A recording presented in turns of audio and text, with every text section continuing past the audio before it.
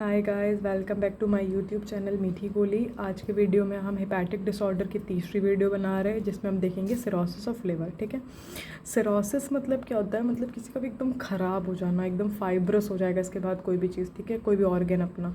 तो सिरोसिस में देखें पढ़ते हैं, it refers to inflammation and damage of parenchyma of liver. It results in degeneration of hepatic cells and dysfunction of liver. ठीक है, इसमें क्या है, लिवर इनका इन्फ्लामेशन तो होगा ही, इसका जो पैरेन्काइमा है लिवर का वो भी पूरा डैमेज हो जाएगा। ठीक है, और उसकी वजह से क्या हो जाएगा, हिपैटिक सेल्स का डिजनरेशन हो जाएगा, पूरा लिवर का पूरा डिसफंक्शन हो जाएगा। ठीक है, उसके बाद देखिए क्या कॉजेज़ ऑफ लिवर सिरोसिस ने क्या, इन्फेक्शन हो गया। ठीक, retention of bile duct due to obstruction हो गया ऑफ बाइलरी सिस्टम को ऑब्स्ट्रक्शन आ गया, उसकी वजह से भी सिरोसिस हो सकती है। उसके बाद देखिए enlargement of liver due to intoxication, liver का मतलब इन्लार्जमेंट हो गया कोई भी इंटॉक्सिकेशन की वजह से, इन्फ्लामेशन हो गया लिवर के आसपास, या फिर infiltration of fat in hepatic sales, मतलब कि हिपैटिक सेल्स में क्या हो गया, फैट का इन्फिल्ट्रेशन हो गया तो भी। उसके बाद features of cirrhosis of liver में क्या है, देखिए फीचर्स क्या क्या है इसके, फीवर हो जाएगा, नॉजिया होगा, वोमिटिंग होगी, जॉन्डिस हो सकता है, इंक्रीज हार्ट रेट होगा, मस्कुलर वीकनेस होगा, ड्राउजीनेस होगी और लैक ऑफ कंसंट्रेशन होगा। ठीक है, तो ये इसके कुछ जनरल फीचर्स। देखिए हमने 2 डिसऑर्डर्स ऑलरेडी डिस्कस किए थे, वो मेन थे, ये इतना ज़्यादा इंपॉर्टेंट नहीं है, बट हाँ ये छोटा सा डिसऑर्डर था तो मैंने इसे भी डिस्कस कर दिया। ठीक है, तो सिरोसिस ऑफ लिवर ये भी एक बहुत क्रिटिकल सिचुएशन होती है। इसके बाद क्या होता है, हमारा लिवर फाइब्रस हो जाता है और लिवर परमानेंटली डैमेज हो सकता है। ठीक है, देखिए हमें ये बात मालूम है कि जो हमारा लिवर होता है उसमें अगर थोड़ा बहुत डैमेज होता है तो वो रिकवर कर लेता है, उसके सेल्स रीजनरेट हो जाते हैं।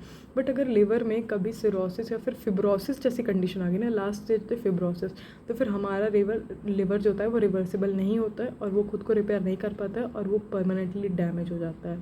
ठीक है, तो हमारे इसमें जनरली सारे ही मतलब मेरे जो हिपैटिक डिसऑर्डर्स थे तीनों बता दिए हैं। अब इसके बाद एक छोटा सा टॉपिक है बचा था, वो है जॉन्डिस इन न्यूबॉर्न बेबीज। ठीक है, तो आपने देखिए बहुत बार सुना होगा कि जो मतलब छोटे छोटे बच्चे होते हैं, आपने देखा होगा कि आप कभी हॉस्पिटल में गए होंगे तो वो मतलब एक वार्ड टाइप का होता है, एक यूनिट होता है, उसमें उन्हें लाइट में रखा जाता है। बहुत छोटे छोटे से बच्चे होते हैं, यूजुअली वो मतलब प्रीमेच्योर्स बेबीज़ होते हैं, तो उनमें जॉन्डिस हो जाती है। अब वो क्यों होती है हम उसे देखते हैं। ठीक है, देखिए जॉन्डिस इन न्यूबॉर्न बेबीज़ में है, in newborn because of high count of RBCs are destroyed in large number.